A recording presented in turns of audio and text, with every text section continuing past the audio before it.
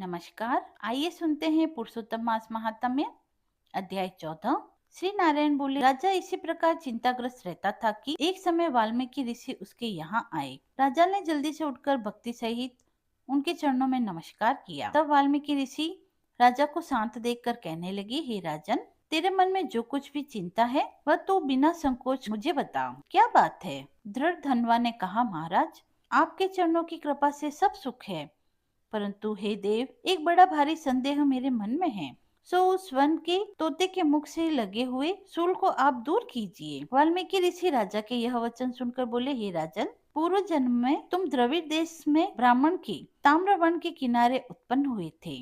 सुदेव तुम्हारा नाम था। तुम धार्मिक, सत्यवादी, जितना मिले उतने में संतुष्ट रहने वाले व्यक्ति थे। तुम्हारी स्त्री उत्तम गुणों वाली गौतम ऋषि की पुत्री गौतमी के नाम से विख्यात थी। गृहस्थ आश्रम के धर्म में चलने वाले सुदेव को कितना काल व्यतीत हो गया, परंतु उसके संतति नहीं हुई। एक दिन आसन पर बैठा हुआ अपनी स्त्री से सेवा कराता हुआ थका हुआ वह ब्राह्मण उससे कहने लगा, हे सुंदरी, संसार में पुत्र से परे कोई सुख नहीं, क्योंकि तप दान से उत्पन्न पुत्र परलोक में सुख देता है। शुद्ध वंश में उत्पन्न हुई संतति इस लोक और परलोक में सुख देती है। उस श्रेष्ठ संतति को प्राप्त नहीं किया तो मेरा जीवन व्यर्थ है। मैंने न पुत्र खिलाया, न उसे वेदा अध्ययन कराया, न उसका विवाह आदि किया, अतः मेरा जन्म व्यर्थ है। इसलिए मेरी मृत्यु शीघ्र हो जाए तो अच्छा है। मुझको आयु प्रिय नहीं है। इस प्रकार अपने पति के वचनों को सुनकर उस स्त्री के मन में अत्यंत दुख हुआ और वह बोली, हे प्राणेश्वर, ऐसे तुच्छ वाक्य मत कहिए। आपके जैसे वैष्णव शूरवीर कभी निराश नहीं होते। हे विप्र, आप सत्य धर्म में तत्पर रहें। आपने तो स्वर्ग जीता है। पुत्र की इच्छा है तो हरि जगन्नाथ की आराधना करिए। वह ब्राह्मण श्रेष्ठ अपनी धर्म पत्नी के ऐसे वचन सुनकर निश्चय के साथ ताम्रपणी नदी के किनारे चला गया। वहां जाकर पुण्य तीर्थों में स्नान कर महाभयंकर तप करने लगा। ऐसे उस तपोनिधि के 4000 वर्ष व्यतीत हो गए। हे ब्राह्मण, उसके तप से त्रिलोकी कांप उठी। महाउग्र उस सुदेव का तप देखकर बड़े वेग से गरुड़ पर चढ़कर भक्त वत्सल श्री भगवान प्रकट हुए। श्री नारायण बोले, हे नारद जी, नवीन मेघ के समान चतुर्भुज, जगत के पालन करने में समर्थ उन मुरारी के आनंदित मुख को देखकर बड़े हर्ष के साथ सुदेव ब्राह्मण ने मुकुंद को साक्षात प्रणाम किया। 14वां अध्याय समाप्त हुआ। आइए अब सुनते हैं पुरुषोत्तम मास में नित्य नेम से सुनी जाने वाली पुरुषोत्तम स्नान की कहानी। किसी गांव में एक बुढ़िया माई रहती थी। उसके एक बेटा और एक बहू थी। बुढ़िया माई बहुत ही धार्मिक प्रवृत्ति की थी। वह रोज पूजा पाठ किया करती थी। हर 3 साल बाद जब पुरुषोत्तम मास आता, बुढ़िया माई स्नान, व्रत और दान करती। एक बार पुरुषोत्तम मास आने पर बुढ़िया माई के बेटे और बहू ने उनसे कहा, माँ, तुम हर बार पुरुषोत्तम मास आने पर व्रत, स्नान, दान, पुण्य करती हो। तुम्हें इसका क्या पुण्य मिला? मेरी शादी को 5 साल हो गए, ना तो तुम्हारे कोई पोता हुआ, ना ही मुझे कोई अच्छी नौकरी मिली। तब बूढ़ी माँ ने कहा कि मैं पुरुषोत्तम भगवान से मिलकर पूछूंगी कि मेरे स्नान दान का पुण्य कब मिलेगा, और मैं घर तभी वापस आऊंगी जब मुझे पुरुषोत्तम भगवान मिल जाएंगे। बुढ़िया पुरुषोत्तम भगवान की जय कहकर अपने घर से निकल गई। चलते चलते उसे रास्ते में एक कोढ़ी मिला। उसने बुढ़िया माई से कहा, माई, तुम कहाँ जा रही हो? तो बुढ़िया माई ने कहा, भाई, मैंने अपने जीवन में हर तीसरे साल आने वाले पुरुषोत्तम मास में स्नान, व्रत, दान आदि किया, लेकिन मेरे बेटे बहू कहते हैं इसका मुझे कोई फल या पुण्य नहीं मिला। मैं पुरुषोत्तम भगवान से मिलकर यह पूछूंगी कि मुझे इसका फल कब मिलेगा। तब उस कौड़ी ने कहा कि बहन, अगर तुम्हें पुरुषोत्तम भगवान मिले तो उनसे मेरे भी दुख का निवारण पूछना। जब मैं 15 साल का था तभी से मुझे कोढ़ हो गया है। मुझे यह किस पाप की सजा मिली है? बूढ़ी माँ ने कहा, ठीक है भैया, पूछ लूंगी। यह कहकर जय हो पुरुषोत्तम भगवान की, जय हो पुरुषोत्तम भगवान की कहते कहते वह आगे चली गई।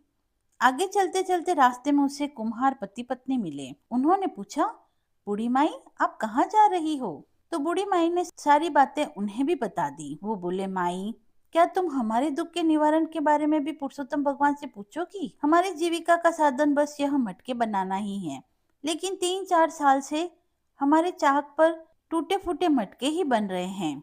कुछ सही मटके बन भी जाते हैं तो पकाते वक्त वह टूट जाते हैं। ऐसा क्यों हो रहा है? आप भगवान से जरूर पूछना। तब बुढ़िया माई बोली, मैं तुम्हारे दुख के बारे में भगवान पुरुषोत्तम से जरूर पूछूंगी। ऐसा कहकर बुढ़िया माँ जय पुरुषोत्तम भगवान की, जय पुरुषोत्तम भगवान की कहते कहते आगे बढ़ी तो उसे रास्ते में एक सांप मिला। वह बोला, बूढ़ी माँ, मैं तुझे डसूंगा। तो बूढ़ी माँ ने कहा, अगर तुझे मुझे डसना है तो डस लेना, लेकिन अभी मैं पुरुषोत्तम भगवान से मिलने जा रही हूँ, उनसे मिलकर आऊं तब तुम मुझे डस लेना। तब सर्प बोला कि माई, अगर तुम्हें पुरुषोत्तम भगवान मिले तो मेरे भी दुख का निवारण पूछना। मेरी नागिन हर साल अंडे देती है, लेकिन एक भी सपोला जिंदा नहीं बचता। ऐसा क्यों? तब बूढ़ी माँ ने कहा, मैं जरूर पूछ लूंगी।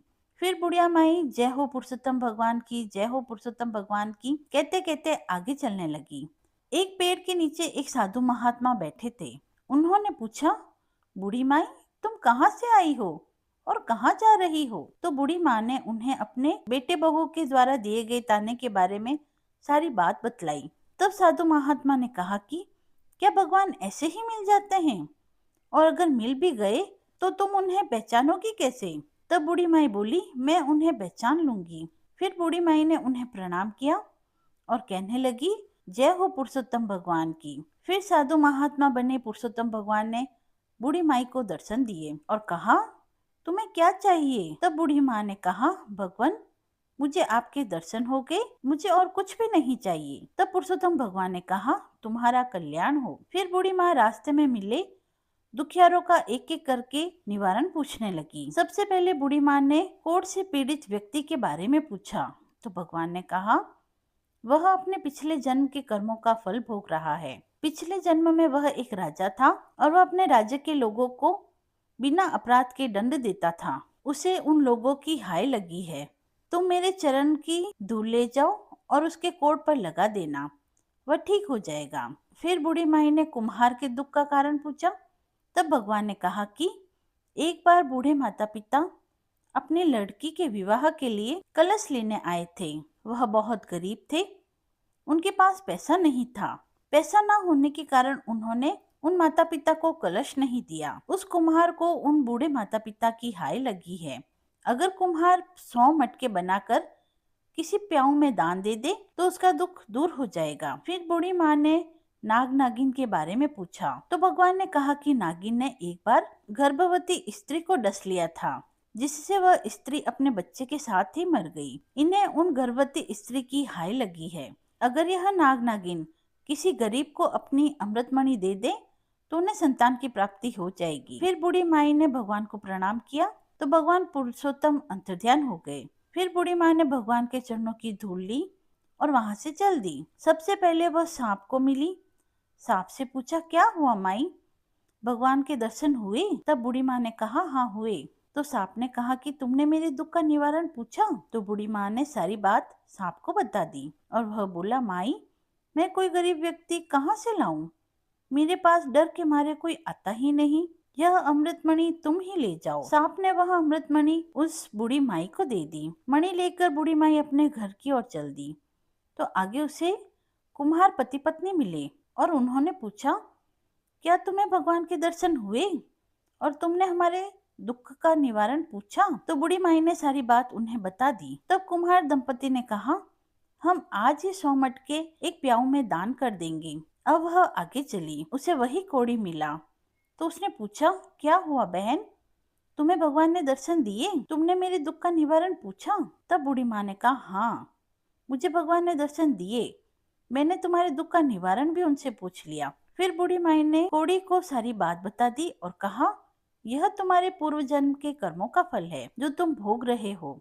बूढ़ी माई ने भगवान के चरण की धूल कोड़ी के शरीर पर लगा दी और वह कोड़ी ठीक हो गया। कोड़ी ने बूढ़ी माई को खूब धन दौलत दी। फिर बूढ़ी माई बहुत सारा धन और अमृतमणि लेकर अपने घर पहुंची तो उसने देखा कि उसका घर एक सुंदर मकान में बदल गया है और अन्न धन के भंडार भरे हैं। बेटा बहू माँ को देखकर बहुत खुश हुए।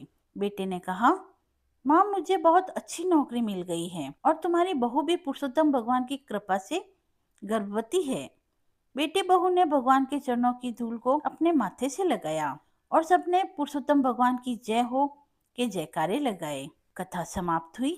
यदि आपको यह पसंद आई हो तो आप कमेंट बॉक्स में पुरुषोत्तम भगवान की जय लिखकर अपनी भक्ति को व्यक्त करें। मिलते हैं अगले वीडियो में, तब तक के लिए धन्यवाद।